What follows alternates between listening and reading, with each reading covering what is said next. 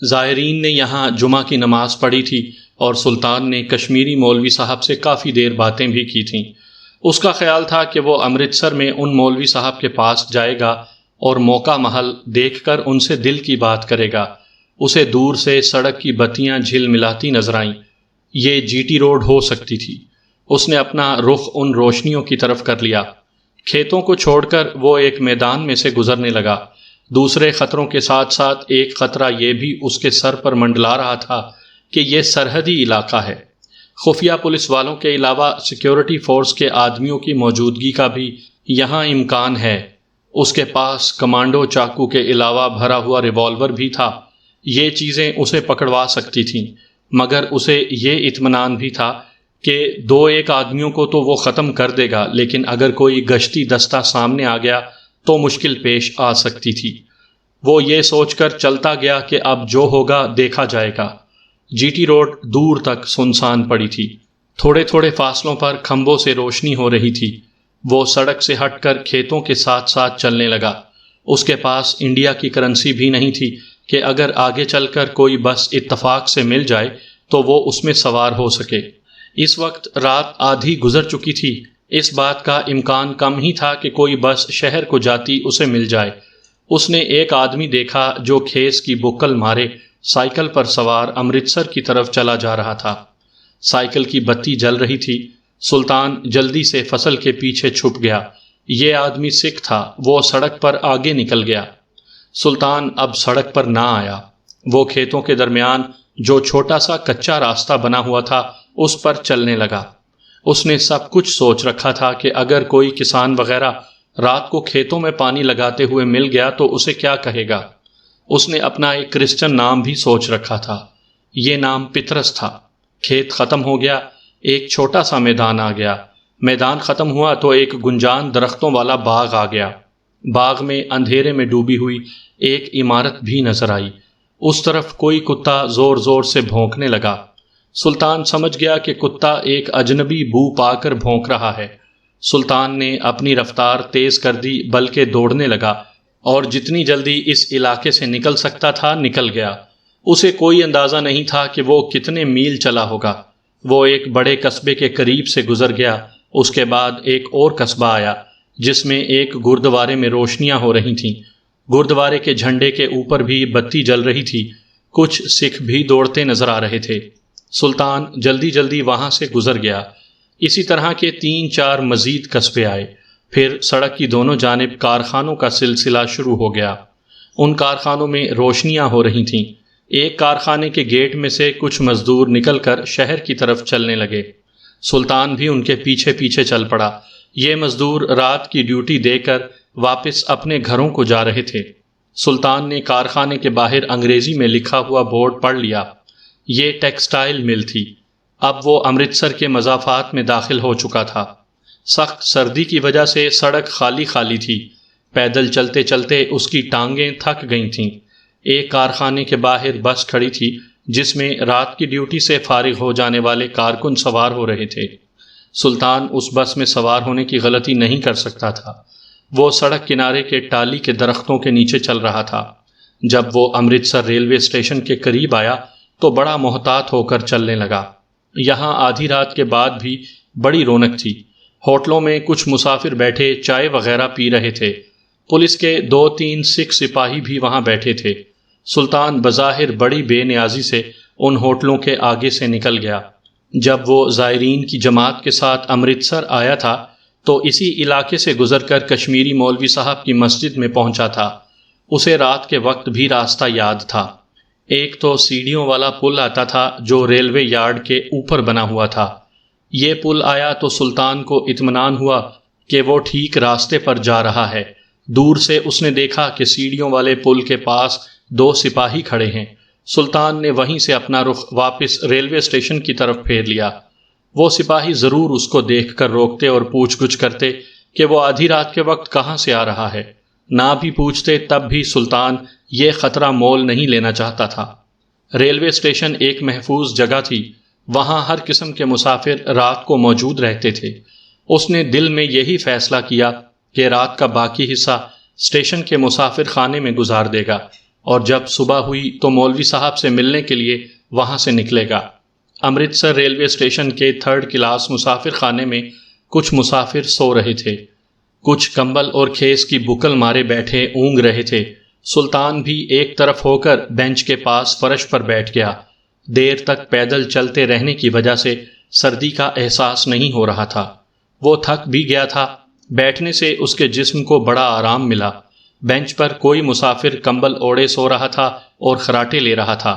Plate form کی جانب سے کسی انجن کے چھک چھک کر کے گزرنے کی آواز آ رہی تھی۔ اس نے گھڑی دیکھی، رات کے 2 بج رہے تھے۔ صبح ہونے میں ابھی 2-2.5 گھنٹے باقی تھے۔ یہ وقت سلطان نے بڑی بے چینی اور اضطراب کی حالت میں گزارا۔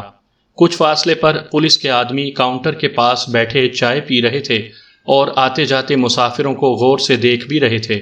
خدا کا شکر ہے کہ سلطان کی طرف ان کا دھیان نہیں آیا۔ خدا خدا کر کے صبح کا ہلکا ہلکا نور پھیلنا شروع ہوا۔ سردیوں کی صبح بھی دیر سے ہوتی ہے۔ پلیٹ فارم پر کوئی ریل گاڑی آ کر رک گئی تھی۔ ادھر مسافروں کی چہل پہل شروع ہو گئی تھی۔ مسافر خانہ اسٹیشن کے باہر تھا۔ مسافروں کو لے کر تانگے بھی آنے لگے۔ سلطان مسافر خانے سے نکل کر ریلوے پل کی طرف چل پڑا۔ سائیکل، رکشہ، تانگے وغیرہ مسافروں کو لے کر سڑک پر چلے آ رہے تھے۔ رکشہ چلانے والے اور کوچوان سکھ تھے۔ کارخانوں کی طرف مزدور لوگ بھی سڑک کے کنارے کنارے روٹی کے ڈبے پکڑے تیز تیز چلے جا رہے تھے۔ پل پر رات کو جو سپاہی سلطان کو نظر آئے تھے اب وہ وہاں موجود نہیں تھے۔ پل پر لوگوں کی آمد و رفت شروع ہو گئی تھی۔ اپنی یادداشت کے سہارے سلطان پل کی دوسری طرف اترنے کے بعد بائیں جانب ایک سڑک پر ہو گیا۔ میں یہاں اس سڑک کا نام نہیں بتاؤں گا اور عمارتوں کا نقشہ بھی بیان نہیں کروں گا۔ بہرحال سلطان اس مسجد میں پہنچ گیا جہاں کشمیری مولوی صاحب رہتے تھے۔ اس وقت مسجد خالی تھی۔ اس علاقے میں جو 8-10 کشمیری رہتے تھے وہ صبح کی نماز پڑھنے کے بعد جا چکے تھے۔ سورج کی پہلی کرنیں مسجد کے گنبدوں اور میناروں کو چوم رہی تھیں۔ مسجد کی حالت اتنی اچھی نہیں تھی۔ ڈیوڑی میں ایک طرف حجرے کا دروازہ تھا جو بند تھا۔ سلطان کو یاد آ گیا کہ زائرین کے ساتھ اسی حجرے میں اس نے مولوی صاحب سے ملاقات کی تھی۔ اس بات کو 6-7 سال بیت چکے تھے۔ خدا جانے مولوی صاحب اب یہاں ہوں گے بھی کہ نہیں۔ سلطان نے دھڑکتے ہوئے دل کے ساتھ دروازے پر آہستہ سے دستک دی۔ باہر سڑک پر ہندو سکھوں کی دکانیں کھل رہی تھیں۔ ایک لالا اپنی دکان کے پھٹے پر گڑوی کے ساتھ رام رام کا جاپ بھی کر رہا تھا۔ حجرے کے اندر سے کسی نے پوچھا، کون ہے بھائی؟ سلطان نے بند کواڑ کے ساتھ منہ لگا کر کہا، مسلمان مسافر ہوں، سری نگر سے آیا ہوں۔ چند سیکنڈ کے بعد دروازہ کھل گیا۔ اندر چھت کے ساتھ لگا بلب روشن تھا۔ ایک سرخ و سفید ریش بزرگ لوئی کاندھوں پر ڈالے سلطان کے سامنے کھڑے تھے۔ سلطان نے انہیں پہچاننے میں بالکل غلطی نہ کی۔ یہ وہی کشمیری مولوی صاحب تھے۔ چہرہ اسی طرح بھرا ہوا اور نورانی تھا۔ مولوی صاحب نے کہا، اندر آ جاؤ بھائی۔ سلطان کو مولوی صاحب نے بڑا گھور کر اوپر سے نیچے تک دیکھا۔ سلطان فرش پر بچھے ہوئے نمدے پر بیٹھ گیا۔ حجرے میں بڑی پرسکون گرماہٹ تھی۔ مولوی صاحب کا بستر دیوار کے ساتھ لگا تھا۔ وہ عربی کی کوئی کتاب پڑھ رہے تھے جو سرہانے کے پاس کھلی پڑی تھی۔ مولوی صاحب اپنے بستر پر بیٹھ گئے اور سلطان کی طرف غور سے دیکھتے ہوئے پوچھا، سری نگر سے آئے ہو؟ کیا نام ہے تمہارا؟ سلطان نے بڑے اعتماد کے ساتھ جواب دیا، میرا نام شکیل احمد ہے جی، میں ابھی بس سے اترا ہوں، آپ سے ملنے کا بڑا اشتیاق تھا۔ مولوی صاحب کی نگاہیں سلطان کے چہرے پر جمی ہوئی تھیں۔ کہنے لگے، مجھے لگتا ہے میں نے تمہیں پہلے بھی کہیں دیکھا ہے، یاد نہیں آ رہا کب دیکھا تھا۔ سلطان مولوی صاحب کی یادداشت کی دل میں داد دینے لگا۔ کھسیانی سی ہنسی کے ساتھ بولا، کافی دیر پہلے میں ایک بار بھی کشمیر سے امرتسر آیا تھا، ہو سکتا ہے آپ نے اس وقت دیکھا ہو۔ مولوی صاحب نے گرم کشمیری چائے پیالی میں ڈالی، ایک پیالی سلطان کی طرف بڑھاتے ہوئے پوچھا، خاص سری نگر کے رہنے والے ہو؟ جی ہاں، سلطان نے یوں ہی کہہ دیا، حالانکہ وہ کبھی سری نگر نہیں گیا تھا۔ اس نے کبھی سری نگر دیکھا بھی نہیں تھا۔ کس محلے میں رہتے ہو؟ سلطان کچھ گڑبڑا گیا۔ وہ سری نگر کے کسی محلے کے نام سے واقف نہیں تھا۔ یوں ہی بولا، وہ جو بڑی مسجد کے پیچھے محلہ ہے وہاں رہتا ہوں۔ مولوی صاحب نے پیالی صندوقچی میں رکھ دی، اٹھ کر حجرے کے دروازے تک گئے، دروازے کو کھول کر باہر نگاہ ڈالی، دوبارہ دروازہ بند کیا واپس اپنے بستر پر آ کر بیٹھ گئے، پیالی ہاتھ میں لے کر سبز چائے کا ایک گھونٹ بھرا اور سلطان کی طرف غور سے تکتے ہوئے کہا، میں جانتا ہوں تم پاکستان سے آئے ہو اور تمہارے پاس کوئی پاسپورٹ ویزا بھی نہیں ہے، اب مجھے صاف صاف بتاؤ تم کس لیے آئے ہو؟ سلطان کو ایک ہلکا سا دھچکا لگا، مگر اس خیال نے اسے حوصلہ دیا کہ وہ ایک مسلمان عالم کے پاس بیٹھا ہے جو اسے انڈین پولیس کے حوالے نہیں کرے گا۔ اس کے باوجود سلطان نے اصل بات ظاہر نہ کی۔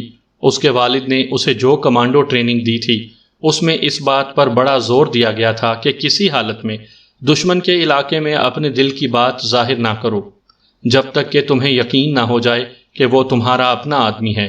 سلطان نے کہا، محترم مولوی صاحب، آپ نے جب میرے دل کا حال جان ہی لیا ہے تو میں آپ سے کچھ نہیں چھپاؤں گا۔ میں واقعی پاکستان سے آیا ہوں، میرے پاس کوئی ویزا یا پاسپورٹ نہیں ہے، بس مجھے انڈین فلمیں دیکھنے کا شوق یہاں لے آیا۔ مولوی صاحب چائے کا گھونٹ لیتے ہوئے مسکرائے، تم اب بھی اپنے دل کا حال چھپا رہے ہو، مجھ سے کوئی بات نہ چھپاؤ۔ میں الحمدللہ مسلمان ہوں، مسجد کے حجرے میں بیٹھا ہوں۔ کشمیر میں ہم ہندو سامراج کے خلاف اپنی آزادی کی خون ریز جنگ لڑ رہے ہیں۔ پاکستان عالمی سطح پر ہماری جد و جہد آزادی کے حق میں ہے اور بھارتی فوجوں کے ظلم و ستم کے خلاف آواز بلند کر رہا ہے۔ ہمیں پاکستان سے محبت ہے، پاکستان کے ذرے ذرے سے پیار ہے۔ اب کھل کر بات کرو۔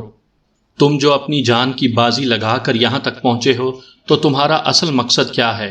میں تمہیں خدا کو حاضر ناظر جان کر یقین دلاتا ہوں کہ تمہارا راز میرے سینے میں تمہاری امانت بن کر رہے گا۔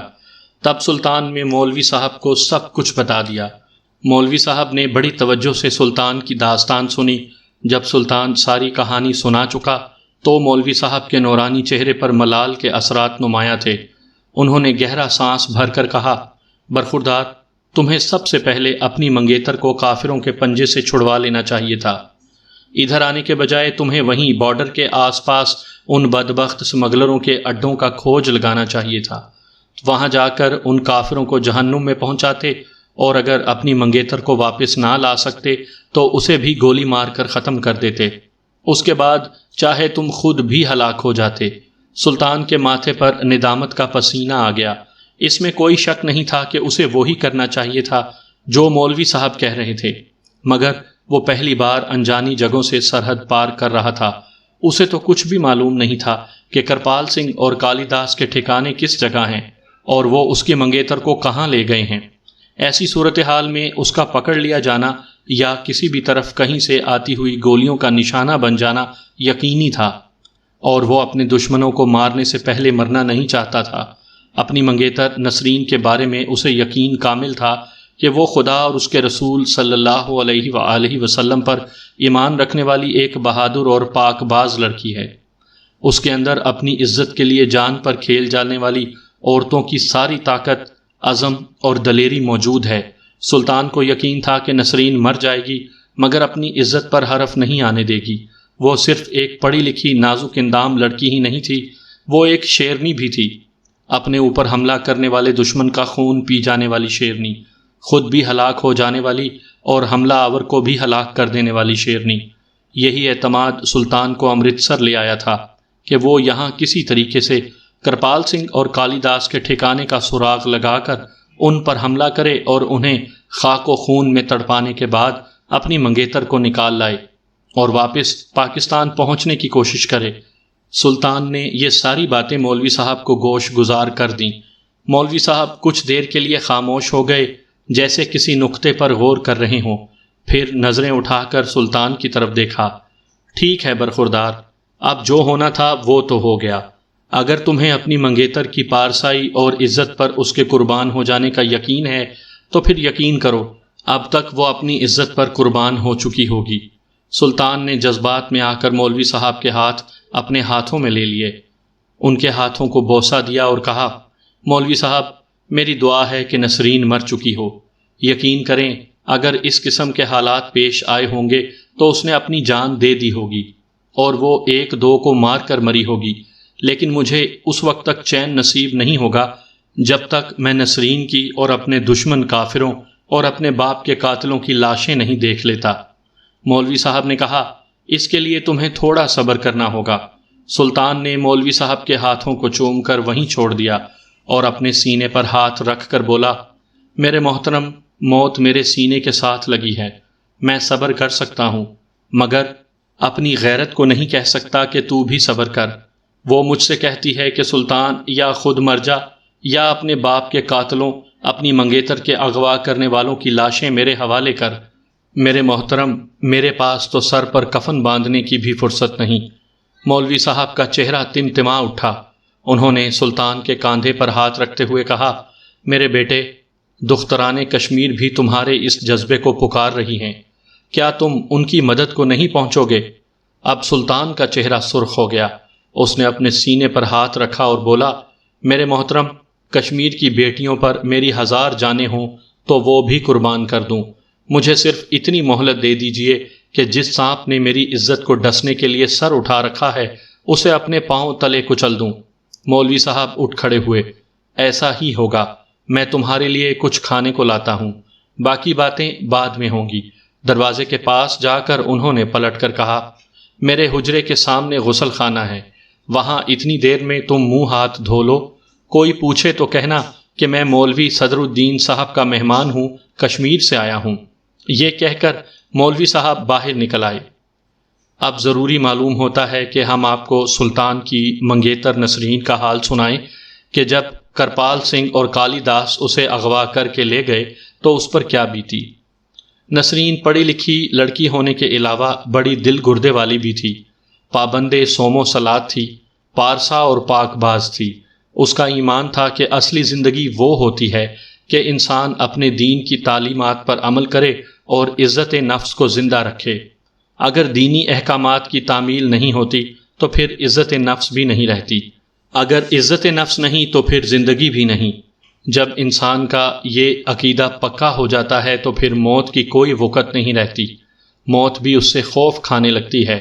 اس کے ماں باپ نہیں تھے، کراچی میں وہ اپنے ماموں کے ہاں رہتی تھی، مگر اس کا زیادہ وقت سلطان کے باپ مرد مومن اکبر شاہ کے گھر پر گزرا تھا، جس نے اسے دینی تعلیم کے علاوہ دین پر عمل پیرا ہونے کی عملی تربیت بھی دی تھی اور اسے شاخ گل سے شعلہ جوالہ بنا دیا تھا۔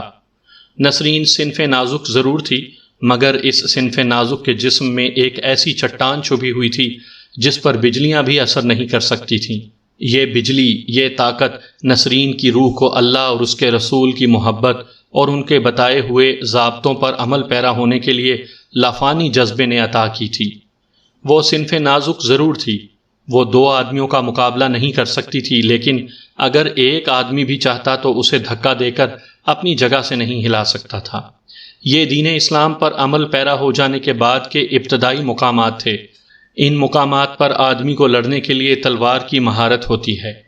اس کے آگے وہ مقام آتے ہیں جہاں مومن بے تیغ بھی لڑتا ہے، پھر تلوار کسی اور کی چلتی ہے اور ہاتھ بندہ مومن کا ہوتا ہے۔ چنانچہ نسرین کو جب غنڈوں نے اغوا کر لیا تو اس نے اس وقت فیصلہ کر لیا تھا کہ اب اسے کیا کرنا ہوگا۔ وہ سمجھ گئی تھی کہ یہ ہندو اور سکھ سمگلر ہیں اور انہوں نے ہی اس کے ہونے والے خسر کو قتل کیا ہے۔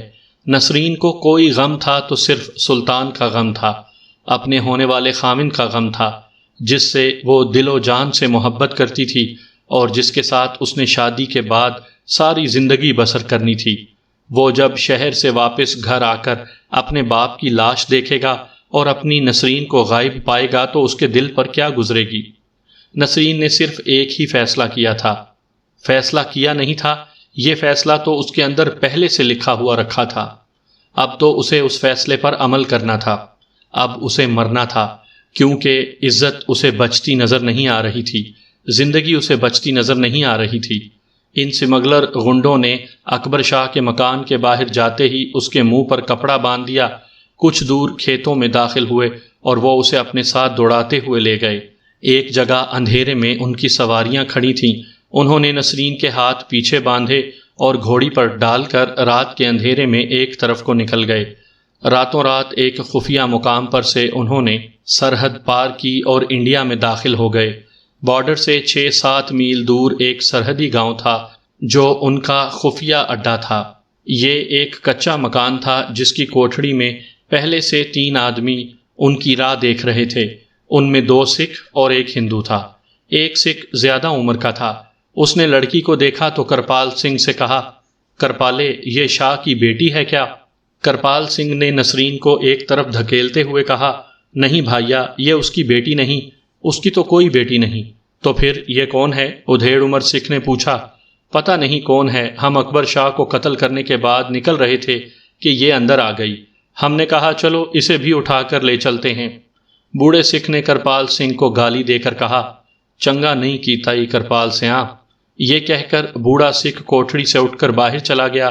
نسرین چارپائی پر خاموش بیٹھی تھی۔ کالی داس کہنے لگا، کرپالیا، اس کا کیا کرنا ہے اب؟ کرپال سنگھ نے کمر سے پستول کی پیٹی اتارتے ہوئے کہا، یہ ہمارا بھائیا ہمارے کام خراب کرے گا، ہر بار بیچ میں آ جاتا ہے۔ کالی داس نے سٹول پر جلتے ہوئے لیمپ کو اٹھا کر دیوار کے ساتھ لٹکایا اور بولا، اسے میں لے جاتا ہوں۔ تم مامے لگتے ہو اس کے؟ کرپال سنگھ نے اسے گالی دے کر کہا۔ کالی داس نے بھی جواب میں گالی دے کر کہا، سوچ لو۔ کرپال سنگھ نے کالی داس کو گردن سے پکڑ کر ایک جھٹکا دیا، چل لوئے دوسری کوٹھڑی میں۔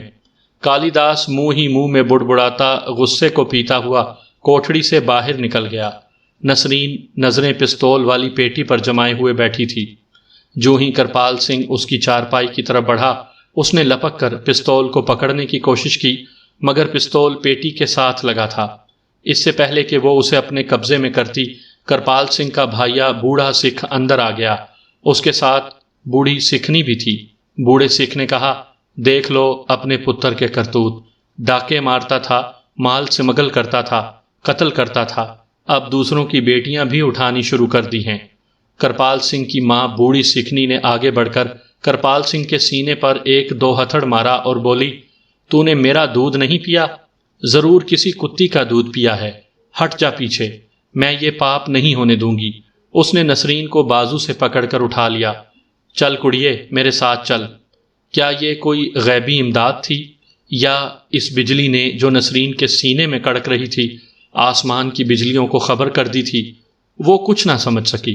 وہ صرف اتنا جانتی تھی کہ اس نے اپنا ہاتھ موت کے گریبان میں ڈال رکھا تھا۔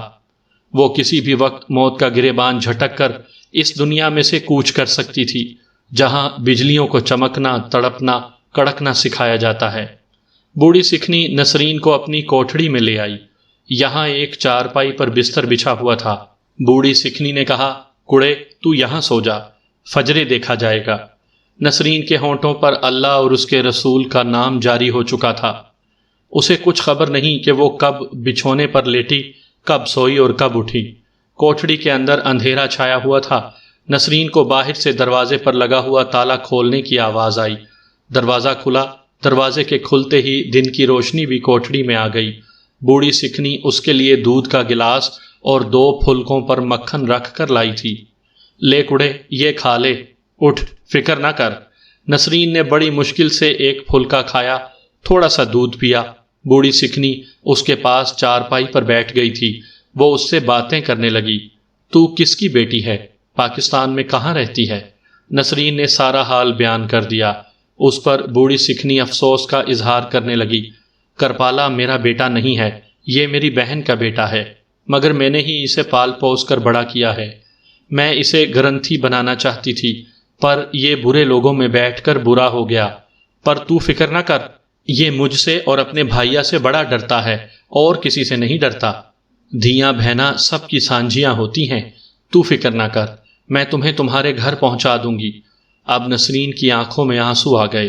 بوڑھی سکھنی نے اسے اپنے ساتھ لگا لیا اور ڈانٹ کر کہا، روتی کیوں ہے؟ چل میرے ساتھ، اٹھ، منہ ہاتھ دھو لے۔ سورج طلوع ہو چکا تھا۔ باہر چھوٹے سے کچن صحن میں ہینڈ پمپ لگا تھا، جس کے نیچے پانی سے بھری ہوئی بالٹی پڑی تھی۔ نسرین ایک چوکی پر بیٹھ کر منہ ہاتھ دھونے لگی۔ دیوار کے ساتھ گائے بندھی تھی، جو کھرلی میں منہ ڈالے چارہ کھا رہی تھی۔ بوڑھی سکھنی کوٹھڑی کے دروازے پر ہی کھڑی تھی کہ اس کا خاوند بوڑھا سکھ وہاں آ گیا۔ میرے ساتھ اندر آ۔ دونوں کوٹھڑی میں آ کر چارپائی پر بیٹھ گئے۔ بوڑھا سکھ کہنے لگا، اس وقت تو کرپالا اور اس کا حرامی کالیا دونوں چلے گئے ہیں، پر ان کی نیت ٹھیک نہیں ہے۔ میں یہ پاپ اپنے ساتھ لے کر نہیں مرنا چاہتا۔ بوڑھی سکھنی نے کہا، میں تو کہتی ہوں کہ اس بچی کو کسی مسلمان کے گھر پہنچا دو۔ مسلمان یہاں اب کہاں رہ گئے ہیں؟ سکھنی نے کہا، میرٹھ میں تو مسلمان ہیں، وہاں اسے لے جاؤ، نہیں تو یہ کرپالا اسے اٹھا کر کہیں لے جائے گا اور واہے گرو سارا پاپ ہم پر ڈال دیں گے۔ تم ٹھیک کہتی ہو، بوڑھا کچھ سوچتے ہوئے بولا۔ اس کڑی کو ہم پاکستان تو پہنچا نہیں سکتے، میں اسے میرٹھ لے جا کر کسی مسلمان گھر والوں کے حوالے کر دیتا ہوں، وہاں اس کی عزت کو تو کوئی خطرہ نہیں ہوگا۔ تم تیاری پکڑو، یہ کام ابھی ہو جانا چاہیے، دیر کر دی تو کام خراب ہو جائے گا۔ کرپالے کا کچھ پتہ نہیں وہ کب آ کر زبردستی اٹھا کر لے جائے اسے، میں اپنا اگلا جنم برباد نہیں کرنا چاہتی۔ تیاری کیا پکڑنی ہے؟ سکھ بولا۔ 8:40 پر راجدھانی ایکسپریس دلی کو جاتی ہے، ابھی کافی وقت ہے، میں لڑکی کو لے کر اسٹیشن پر جا کر بیٹھ جاتا ہوں۔ نسرین کو منہ ہاتھ دھوتے دھوتے کوٹڑی کے اندر سے دونوں بوڑھے سکھ سکھنی کی باتیں کرنے کی ہلکی سی آواز ضرور آ رہی تھی، مگر ان کی باتیں سمجھ میں نہیں آ رہی تھیں۔ وہ بھی اب بھی یہی سوچ رہی تھی کہ اسے کیا کرنا چاہیے۔ اکیلی بارڈر کراس کرنے کا تو سوال ہی پیدا نہیں ہوتا تھا۔ اچانک اسے خیال آ گیا کہ انڈیا میں اس کے ملک کا ایک سفارت خانہ تو ہے، یہ سفارت خانہ ضرور دلی میں ہوگا۔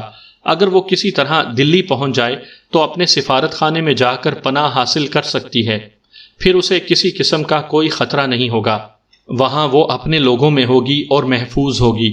چنانچہ بوڑھی سکھنی نے جب اسے اندر بلا کر بھائیا جی کے ساتھ میرٹھ کسی مسلمان گھر چلے جانے کی تجویز پیش کی تو نسرین فوراً تیار ہو گئی۔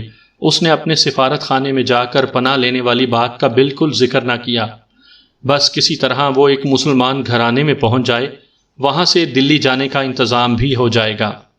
اس نے تیاری کیا کرنی تھی؟ 3 کپڑوں میں تھی، بند گلے کا سویٹر پہنا ہوا تھا۔ بوڑھی سکھنی نے اسے ایک گرم چادر اوڑھا دی۔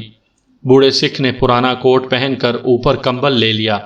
جانے سے پہلے اس نے بوڑھی سکھنی کا ہاتھ اپنے ہاتھوں میں لے کر بڑے جذباتی لہجے میں اس کا شکریہ ادا کیا۔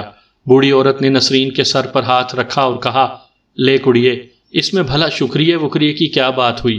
میں نے آگے چل کر واہے گرو کو منہ نہیں دکھانا کیا؟ وہ بوڑھے سکھ کے ساتھ گاؤں سے نکل کھڑی ہوئی۔ اسے ایک ہی خطرہ تھا کہ کہیں راستے میں کرپال سنگھ اور کالی داس میں سے کوئی نہ مل جائے۔ اس نے گرم چادر سے آدھا چہرہ ڈھانپ لیا تھا۔ گاؤں سے نکل کر وہ ایک یکے میں سوار ہوئے، جی ٹی روڈ پر آ کر ایک بس میں بیٹھے جس نے اسے امرتسر کے ریلوے اسٹیشن پر پہنچا دیا۔ گاڑی چھوٹنے میں ابھی کافی وقت تھا۔ بوڑھے سکھ نے کہا کہ ابھی چل کر مسافر خانے میں بیٹھ جاتے ہیں، 1.5 گھنٹہ بعد گاڑی آ کر لگے گی۔ وہ اسی مسافر خانے میں آ کر بیٹھ گئے جہاں ایک بینچ کے ساتھ لگ کر سلطان نے رات گزاری تھی۔ نسرین نے سکھ سے پوچھا، بھائیا جی، میرٹھ شہر میں کس مسلمان کے گھر جاؤں گی؟ کیا وہاں آپ کا کوئی واقف ہے؟ اسے کیا کہیں گے کہ میں کون ہوں؟ بوڑھا سکھ بولا، وہاں میرا ایک جاننے والا ہے، بھائی رفیق اس کا نام ہے، اسٹیشن کے پیچھے اس کی منیاری کی دکان ہے۔ جب میں میرٹھ میں رہتا تھا تو ہم دونوں ایک ہی اسکول میں پڑھا کرتے تھے۔ اب وہ بھی میری طرح بوڑھا ہو گیا ہے، بڑا نیک بندہ ہے، وہ تمہاری ضرور مدد کرے گا۔ نسرین نے تھوڑی تشویش کا اظہار کرتے ہوئے کہا، کیا تم اسے بتا دو گے کہ میں پاکستان سے اغوا کر کے یہاں لائی گئی ہوں؟ بوڑھے سکھ کا چہرہ سنجیدہ تھا، اس پر کسی قسم کا کوئی تاثر بظاہر نظر نہیں آتا تھا۔ کہنے لگا، تم فکر نہ کرو، میں اسے سب کچھ سمجھا دوں گا، وہ تمہیں اپنی بیٹی کی طرح اپنے پاس رکھے گا۔ اس کی کوئی آل اولاد بھی نہیں ہے، وہ ایک بیوی اور ایک آپ ہے، چھوٹا سا مکان ہے، مگر شہر میں اس کا بڑا اثر و رسوخ ہے، وہ واپس تمہارے گھر پہنچانے کا کوئی نہ کوئی بندوبست کر دے گا۔ نسرین نے آگے سے کوئی سوال نہ کیا۔ اس نے سوچ رکھا تھا کہ وہ اس مسلمان رفیق بھائی کو خود ساری بات بتا دے گی اور اس کی مدد سے دلی اپنے ملک کے سفارت خانے پہنچ جائے گی۔ جب گاڑی کا وقت قریب آیا تو نیک دل بوڑھے سکھ نے بکنگ والی کھڑکی کے پاس جا کر امرتسر سے میرٹھ تک کے 2 ٹکٹ خریدے اور نسرین کو ساتھ لے کر پلیٹ فارم پر آ گیا۔ پلیٹ فارم پر پہلے سے کافی مسافر گاڑی کے انتظار کر رہے تھے۔ اتنے میں گاڑی آ کر لگ گئی، وہاں ایک شور مچ گیا۔ بزرگ سکھ نے نسرین کو 3rd کلاس کے ڈبے میں کونے والی سیٹ پر اپنے ساتھ بٹھا لیا۔ ابھی گاڑی چلنے میں 15-20 منٹ باقی تھے کہ سامنے کی طرف سے ایک آدمی ڈبے کی کھڑکی کے پاس آیا اور سکھ کو پرنام کیا۔ بھائیا جی، کدھر جا رہے ہو؟ یہ لڑکی کون ہے؟ اس آدمی نے نسرین کو گھور کر دیکھا۔ نسرین نے چادر ذرا آگے کر لی۔ نسرین نے محسوس کیا کہ بھائیا جی بھی اس آدمی کو دیکھ کر پریشان سا ہو گیا تھا۔ وہ آدمی بھی شکل و صورت سے جرائم پیشہ لگ رہا تھا۔ بھائیا جی کے منہ سے سچ نکل گیا، میرٹھ جا رہا ہوں۔ فوراً ہی بھائیا جی کو احساس ہو گیا کہ اسے شہر کا نام نہیں لینا چاہیے تھا، مگر بات منہ سے نکل چکی تھی۔ جلدی سے کہنے لگا، اوئے نہیں، پرشوتما میرٹھ میرے منہ سے نکل گیا ہے، میں تو جلندر جا رہا ہوں، یہ میری سالی کی چھوٹی بیٹی ہے، اسے چھوڑنے جا رہا ہوں۔